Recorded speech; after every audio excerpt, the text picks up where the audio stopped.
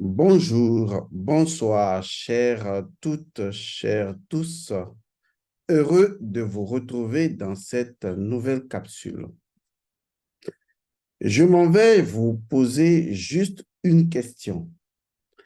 Elle peut être une question simple, mais je la trouve très pertinente et même profondément troublante pour la suite de tout ce qu'il y a à faire sur le chemin spirituel.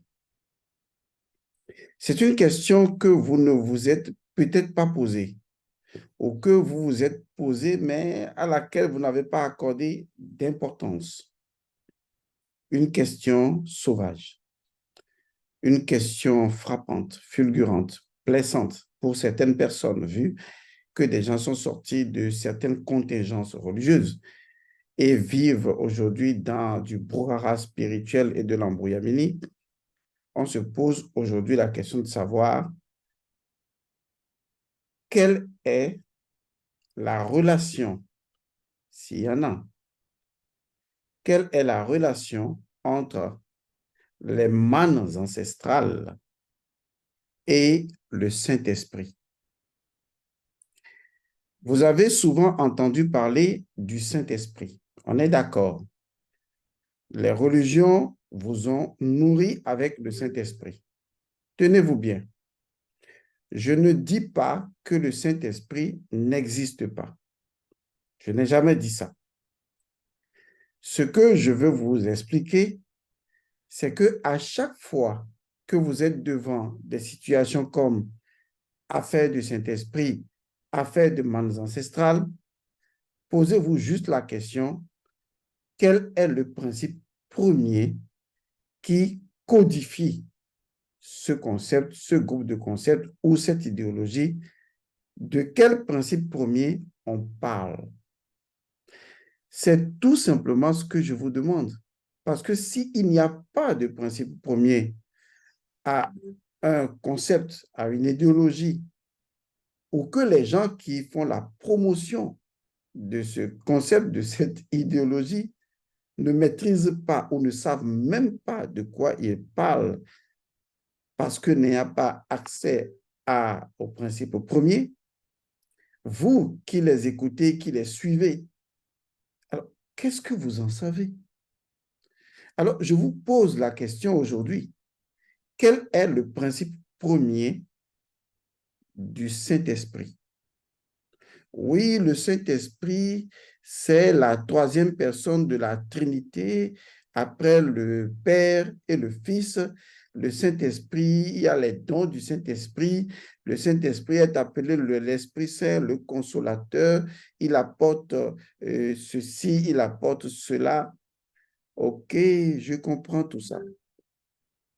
D'accord? Jusque-là, je ne vous nie pas ce que vous croyez. Parce que pour qu'on fasse même ce débat, il faut d'abord et avant tout régler le premier pas. Quel est le principe premier du Saint-Esprit ou de l'Esprit Saint ou du Consolateur ou de l'Esprit de vérité? Est-ce que vous connaissez son principe premier? Ah oui, c'est Dieu qui envoie le Saint-Esprit. Ou bien, quand on prie beaucoup, le Saint-Esprit descend sur les gens. Jusque-là, je suis d'accord. Mais personne ne m'a jamais enseigné, à ce que je sache, hein, à moins que ma mémoire soit courte, et là, sauvez-moi, personne ne m'a jamais enseigné dans la congrégation chrétienne à laquelle mes parents appartenaient, personne ne m'a enseigné quel est le principe premier du Saint-Esprit. Je sais simplement qu'on dit Saint-Esprit descend au nom du Saint-Esprit, le Saint-Esprit a fait ci, le Saint-Esprit a fait ça, et que voilà la puissance du Saint-Esprit, etc. Mais bon Dieu, c'est quoi le principe premier du Saint-Esprit? D'accord. Là, c'est bon, n'est-ce pas? OK. Maintenant, allons sur le deuxième point. C'est quoi les mannes ancestrales? Et surtout, en dehors de le quoi des mannes ancestrales, ce que je vais appeler la cohabilité de mannes ancestrales, l'autre question, c'est de savoir est-ce que celui qui invoque les mannes ancestrales, je ne parle pas des ancêtres, je parle des mannes ancestrales. Il faut qu'on soit sûr de ce qu'on dit là. S'il y en a qui font la confusion entre les deux, laissez-les dans leur confusion. Je suis un métaphysicien, un technicien de la connaissance traditionnelle africaine. Je sais placer les choses mathématiquement, géométriquement, tel que cela doit être. Il n'y a pas de confusion dans les choses. Ici, il s'agit de se poser la question de savoir les mannes ancestrales et justement le Saint-Esprit. Est-ce que je dois invoquer les mannes ancestrales? Est-ce que si j'invoque les mannes ancestrales, je suis en contradiction avec le Saint-Esprit? Voilà que peut-être je suis accroché à ce truc de Jésus et de Saint-Esprit et de la Bible. Peut-être qu'il y en a que des gens n'arrivent pas à décrocher, mais je veux aussi retourner à ma tradition. Je dis ça comme ça, hein, je me mets à la place d'une personne au hasard. Mais moi, je fais comment? Je veux bien invoquer les mannes ancestrales, mais à l'église, on me dit non, il ne faut pas appeler les mannes ancestrales. Il ne faut pas les appeler, c'est une malédiction. Et il faut appeler le Saint-Esprit. Mais le Saint-Esprit, c'est quoi? C'est l'Esprit de Dieu, la pensée divine, la pensée de Dieu, la pensée du Créateur. Waouh, il y a tellement de thèmes extraordinaires qu'on se demande, foutaise, où est-ce que tout ça vient? On les utilise. Nous, on les utilise en tant que sachants. Il faut donc savoir de quoi vous parlez. Est-ce que je peux appeler et le Saint-Esprit et les mannes ancestrales? Voilà la problématique à laquelle on est confronté, justement. Ou est-ce que les mannes ancestrales sont en conflit avec le concept de Saint-Esprit et des Saints-Esprits? Vous voyez, lorsque les gens parlent souvent du Saint-Esprit, si on reste dans la compréhension de base, c'est que au commencement, il y a Dieu, mais Dieu peut être appréhendé dans sa Trinité, puisque c'est seulement la Trinité qui peut créer les choses. Et comme le un ne crée pas, mais que le un initialise la création, mais c'est le 3 qui crée, les gens sont partis de ce concept pour parler de la Trinité où le Père, le Fils et le Saint-Esprit sont les instances primordiales de la création.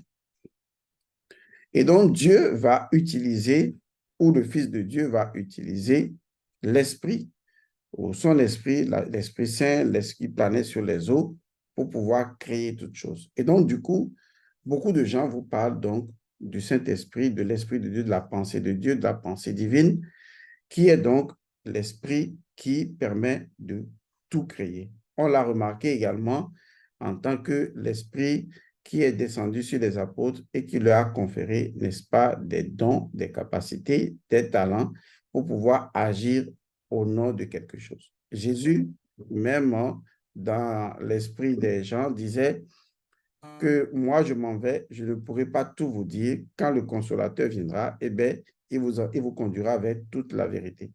D'autres ont pensé que, bon, le consolateur, c'était un être humain. D'autres ont dit que c'était Baha'u'llah, de la foi Baha'i. D'autres ont, chacun a fait un peu ses dérives spirituelles. Et même si on arrive à la compréhension que c'est le Saint-Esprit ou l'Esprit de Dieu et que maintenant on a des religions qui enseignent faille à le nom de Dieu et l'Esprit de Dieu, la question demeure, quel est le principe premier du Saint-Esprit? Et donc, on est coincé à ce niveau ou ils sont coincés à ce niveau. Et est-ce que je peux invoquer le Saint-Esprit et les mannes ancestrales?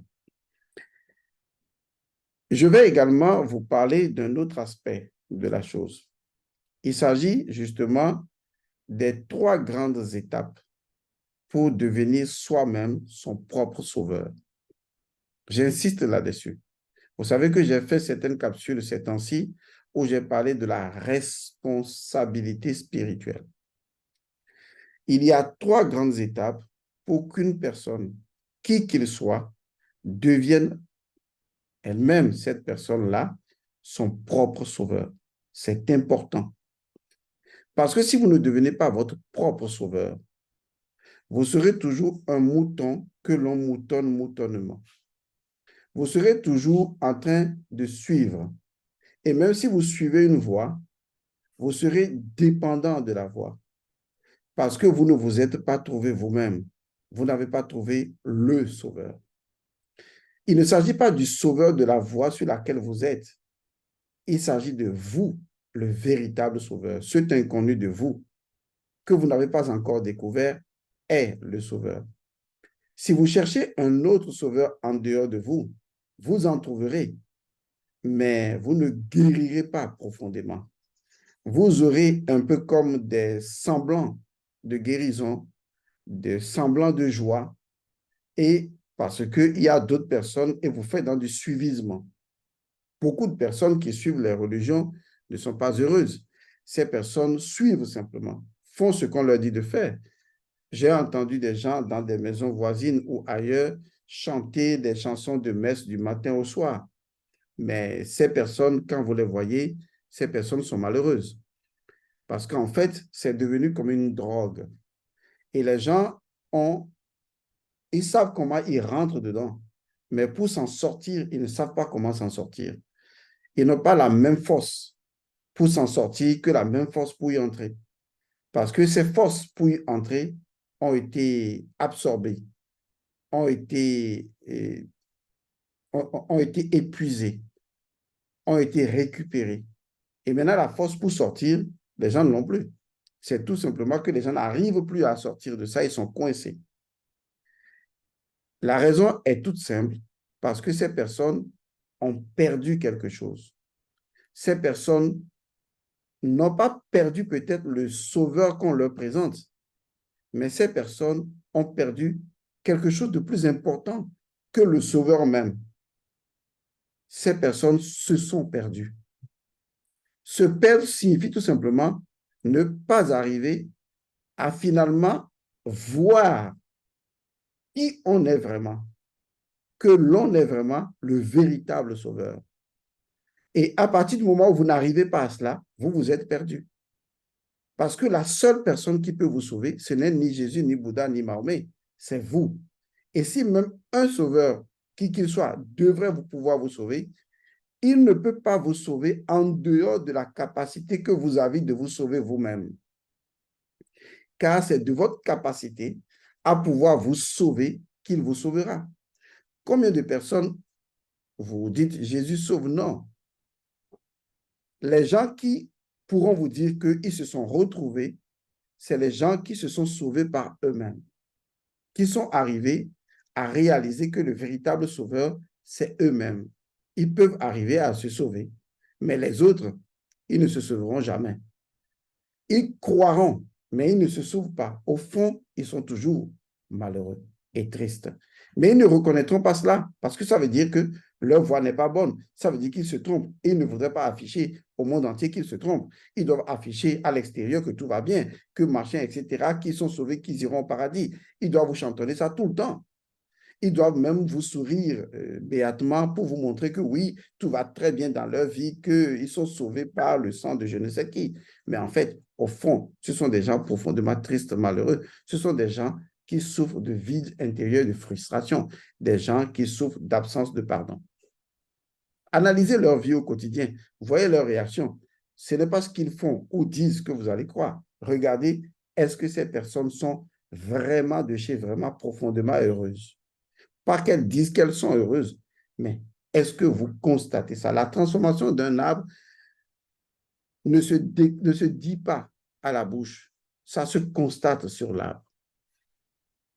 Donc, si je vous dis tout cela, c'est pour vous amener à comprendre que je vais vous montrer qu'il y a 3 grandes étapes qui vous permettront d'être votre propre sauveur. J'ai déjà enseigné la première grande étape. Il s'agit justement de la responsabilité spirituelle qui vous fera sortir de la paresse spirituelle. Et j'en ai parlé également de la paresse spirituelle. Vous avez entendu ça. Si vous réalisez cette première étape, il y aura la plus importante étape, la plus grande partie de l'étape. La deuxième étape, c'est justement trouver le paradigme métaphysique, résoudre le paradigme métaphysique des mannes ancestrales et du Saint-Esprit. Le jour où vous allez résoudre ce paradigme-là, où vous verrez qu'en fait, voici le principe premier du Saint-Esprit, voici le principe premier des mannes ancestrales, voici le principe premier de l'esprit d'Amon, voici le principe premier des mannes ancestrales. Alors, vous verrez qu'en fait, via cette deuxième étape, vous avez franchi complètement toutes les barrières. Et la troisième étape que je vous révélerai, il s'agira justement de produire le Saint-Esprit. Je le dis dans votre langage pour que vous compreniez bien. Il s'agit de produire l'Esprit divin, de produire l'Esprit d'Amon, de produire l'Esprit, la lumière, de produire ça. J'insiste sur la production. Ça veut dire que la première étape, la responsabilité spirituelle pour sortir de la paresse spirituelle qui nous conduira vers la résolution du paradigme, les mannes ancestrales et l'esprit divin, deux vérités essentielles fonctionnant dans la même vérité fondamentale, parce que je vais vous dire une chose en avant-première, il ne peut jamais y avoir de Saint-Esprit sans les mannes ancestrales. Ce n'est pas possible. C'est-à-dire que le contenu fonctionnel de l'esprit divin, de l'esprit d'Amon, le contenu fonctionnel repose également sur les mannes ancestrales. Vous comprendrez pourquoi. Et ça vous permettra de définitivement savoir, oui, quand j'ai le Saint-Esprit, je sais que voici son principe premier. Et quand j'ai les mannes ancestrales, je sais que, ah, mais là, je comprends. Oh, ils nous ont caché ça ou quoi? Et c'est là que vous arriverez à la troisième partie, qui sera le résultat final de la première partie, du mécanisme dynamique de la deuxième partie, puisque là, on a le dynamisme de la dualité, manne ancestrale et l'esprit divin, et on pourra alors produire le Saint-Esprit, ou produire, si vous voulez, de façon globale, la lumière, et produire également du cas. Oui, on peut produire ça. Je vous le garantis. On peut le produire. Donc, arrêtez de sombrer dans le délire de l'Esprit Saint va tomber sur moi. L'Esprit Saint, Dieu, envoie-moi ton Esprit Saint et tout ça. Nos ancêtres savaient très bien exactement ce que c'est que l'Esprit. Le concept de Esprit Saint, Esprit de vérité, chez nous, ce concept n'est pas le même. Mais ce que nous appelons l'Esprit et surtout son principe premier, nos ancêtres maîtrisaient ça. Autrement, ils ne peuvent pas faire véhiculer les mannes ancestrales. Ce n'est pas possible. C'est pour cette raison que je vous ai proposé tout cela dans une formation qui s'intitule les mannes ancestrales.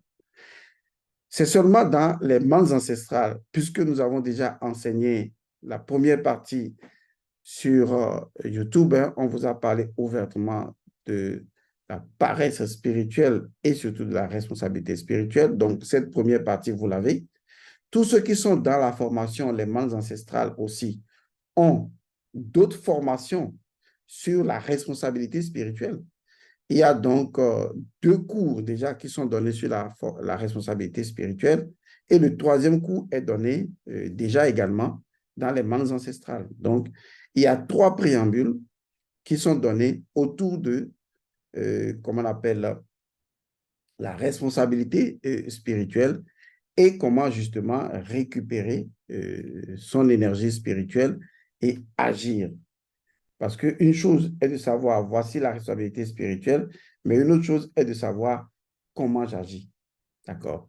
Maintenant, toujours dans les préambules de les mannes ancestrales, cette formation-là, je vais également enseigner les trois grandes étapes pour être soi-même son propre sauveur. Et parmi ces trois grandes étapes, je vous révélerai exactement quel est le principe premier des mannes ancestrales dont vous avez déjà une connaissance, mais vous saurez quel est le principe premier du Saint-Esprit ou de l'Esprit Saint, l'Esprit de vérité, l'Esprit de Dieu, si vous voulez.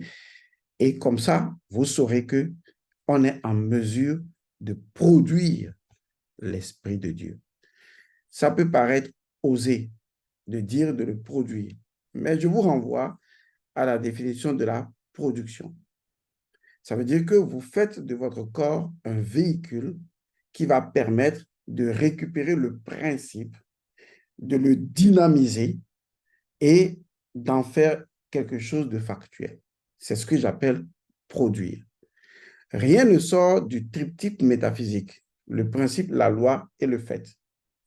Et donc, découvrir le principe, l'insérer dans un dynamisme pour pouvoir, disons, générer l'interaction flux-reflux et produire cela sous forme d'événements factuels. C'est ce que j'appelle la production spirituelle. D'accord? Donc, ne vous méprenez pas sur les terminologies. Je vous remercie. J'invite toutes les personnes qui le souhaitent à intégrer le groupe de formation Les Mannes Ancestrales. Je vais vous donner encore quelques aspects du communiqué sur les mannes ancestrales.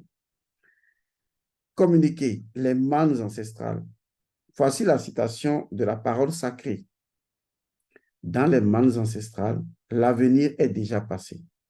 Voici pourquoi le présent est. C'est assez ambigu, mais on comprendra cela. Depuis les temps immémoriaux, dans toutes les traditions de tous les peuples souches, les anciens ont toujours invoqué, vénéré, adoré, glorifié, magnifié les mannes ancestrales. Et ceci dans la double polarité créatrice de fertilité et de virilité. Ainsi, tous les rites, rituels, initiations et cérémonies se voyaient primordialement enracinés d'abord dans les mannes ancestrales fertiles et viriles, devenant de ce fait le principe de l'infaillibilité, dont l'énoncé victorieux est, je cite, « Toutes les choses ont toujours été ». Seulement rares sont ceux qui connaissent vraiment ce que sont les mannes ancestrales fertiles et viriles, mais surtout pourquoi et comment opérer avec elles, en elles et à travers elles les rites, rituels, initiations, cérémonies, au fait de produire actuellement ce principe de l'infaillibilité fondamental à la réussite, au bonheur, la joie, la paix, la prospérité, la richesse, l'abondance et la transcendance. Effectivement, et c'est là qu'on vous donne les fonctionnalités des mannes ancestrales, en quelque sorte. Effectivement, les mannes ancestrales fertiles et viriles font de nous des Osiri, ou Osare, ou fils de Ré. Elles nous rendent libres et totalement affranchis. Elles garantissent en nous la tradition et la connaissance. Elles apportent la protection, la consolation et la guérison. Elles nous révèlent Amon, le caché, et les choses cachées, ainsi que le secret des 8. Les mannes ancestrales fertiles et viriles purifient, innocentent et sanctifient l'âme. Elles libèrent la yéka, la force et la capacité, puissance magique. Elles rétablissent la mat en nous.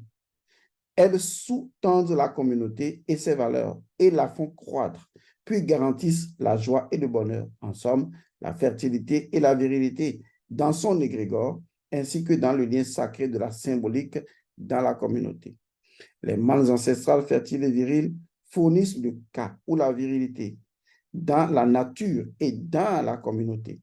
Elles sont garantes des rites, rituels, cérémonies et initiations en fiabilité, authenticité, originalité, effectivité.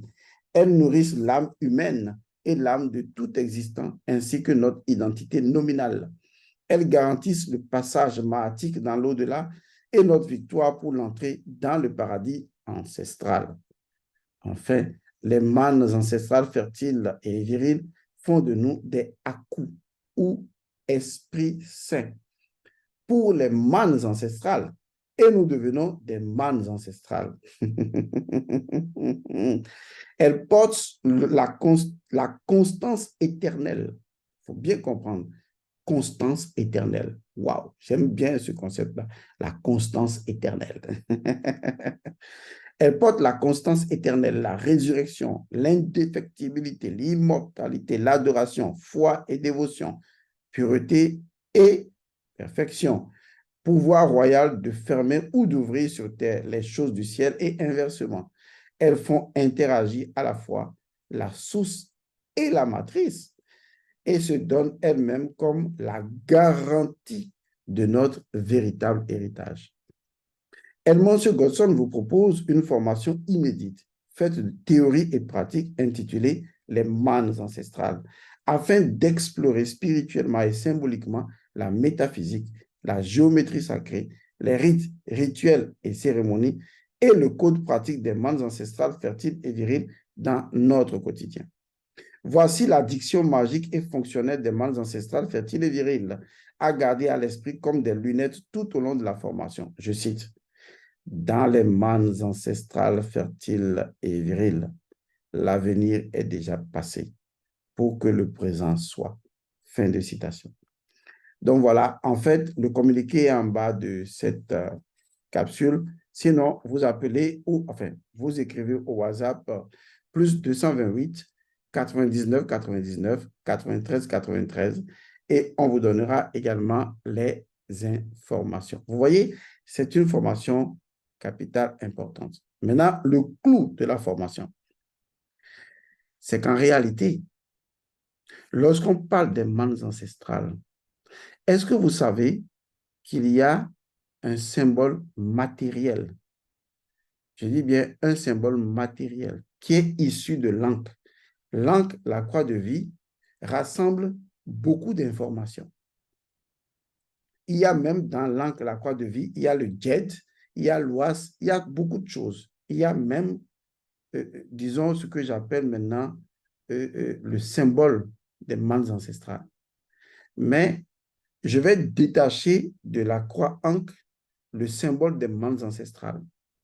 Et je vais vous donner cela sous forme d'image à l'intérieur du groupe, les mannes ancestrales. Parce que vous devez connaître quel est le symbole des mannes ancestrales. Ce symbole a été déformé, a été volé et a été représenté. Et on retrouve également cela dans la Kabbale. Parce que ce que les gens ne savent pas fondamentalement en matière de Kabbale, où on parle justement de tradition, mais en fait, le pouvoir inhérent à la Kabbale est un pouvoir inhérent au man. Est-ce que vous comprenez? Au man. De façon générale, aux manes ancestrales. Je révélerai cet aspect de la chose beaucoup plus tard. Mais ce qui m'intéresse, c'est que je vais sortir le symbole. Comme j'ai sorti le symbole de la croix ancre, je sortirai le symbole unique des manes ancestrales. Un jour, vous porterez ce symbole sur vous. Un symbole équilibré, parfait, magnifique. C'est le symbole des manes ancestrales. Pour le moment, je le garde caché. On aura besoin de ce symbole puisque j'ai parlé de géométrie sacrée. Vous vous rappelez, ce symbole est géométriquement configuré pour que vous puissiez appeler les manes ancestrales. Alors, je vous révélerai ce symbole et son principe premier et l'entité spirituelle associée à ce symbole des manes ancestrales pour que vous puissiez être en mesure de nommer, d'appeler les manes ancestrales. Mais je crois que toujours dans cette formation, je vous enseignerai quel est le principe premier du Saint-Esprit, principe premier des manes ancestrales, quelle est la corrélation et toutes les questions que j'ai posées au début, les réponses, vous les trouverez dans cette formation intitulée Les manes ancestrales. Bienvenue dans les manes ancestrales. Paix à vous.